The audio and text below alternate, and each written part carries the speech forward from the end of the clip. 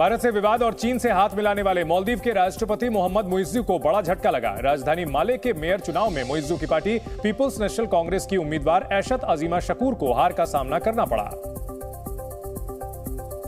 जबकि भारत समर्थक विपक्षी दल एमडीपी यानी मालदीवियन डेमोक्रेटिक पार्टी के एडम अजीम ने राजधानी माले के मेयर चुनाव में बड़ी जीत हासिल की।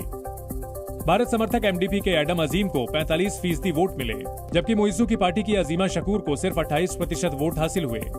एमडीपी का नेतृत्व भारत समर्थक पूर्व राष्ट्रपति मोहम्मद सोलिह कर रहे हैं, जो राष्ट्रपति चुनाव में चीन समर्थक नेता मुइज्जू से हार गए थे। लेकिन मेयर चुनाव में जीत मिलने के बाद एमडीपी को एक तरह से संजीवनी मिल गई है। इसे ऐसे भी देखा जा रहा है कि मालदीव की जनता भारत से विवाद को तूल देने वाले मोहम्मद मुइज्जू की पार्टी से नाराज है। मालदीव की जनता भारत से दुश्मनी और चीन से दोस्ती के हक में नहीं है, लिहाजा राजधानी माले के मेयर चुनाव में मुइज्जू की पार्टी को हरा दिया, जबकि राष्ट्रपति बनने से पहले मुइज्जू ही माले के मेयर थे।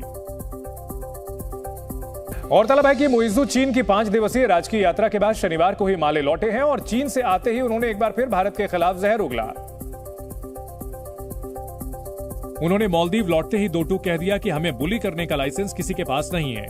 हालांकि मुइज्जू ने प्रत्यक्ष तौर पर किसी का नाम लेकर यह बयान नहीं दिया, लेकिन माना जा रहा है कि उनका निशाना भारत की ही तरफ है, क्योंकि हाल ही में मालदीव के 3 मंत्रियों ने पीएम मोदी और भारत के खिलाफ आपत्तिजनक टिप्पणी की थी, जिसके बाद भारत की ओर से कड़ा ऐतराज जताया गया था और सोशल मीडिया पर बॉयकॉट मालदीव ट्रेंड करने लगा था।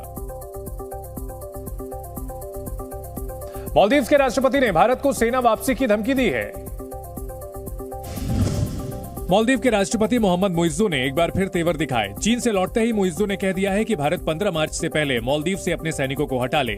इससे पहले उन्होंने बिना किसी का नाम लिए कहा था कि हमें धमकाने का लाइसेंस किसी के पास नहीं है।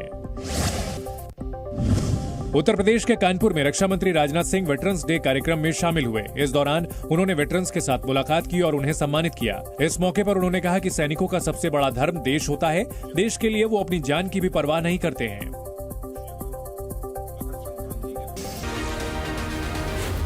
Z News.